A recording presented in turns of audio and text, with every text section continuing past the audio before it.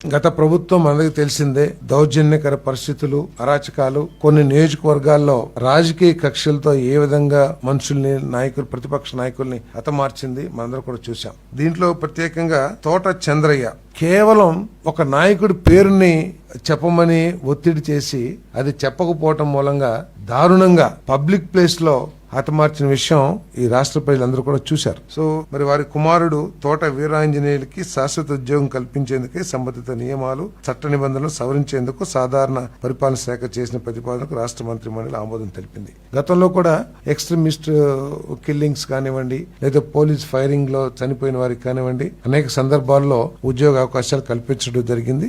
మరి ఉన్నతాధికారులు చనిపోయినా కూడా ఉద్యోగ అవకాశాలు కల్పించడం. అదే లైన్ లో మరి పొలిటికల్ వెంజెన్స్ తో, కేవలం రాజకీయ కక్షలతో పబ్లిక్ ప్లేస్ లో అతి దారుణంగా చంపబడిన చంద్రయ్య గారి కుమారుడికి తోట వీరాంజనేయులకి శాశ్వత ఉద్యోగం కల్పించడం కోసం చేసిన ప్రతిపాదనని మంత్రి మండలి ఆమోదించిందని చెప్పేసి మనం చేస్తాం.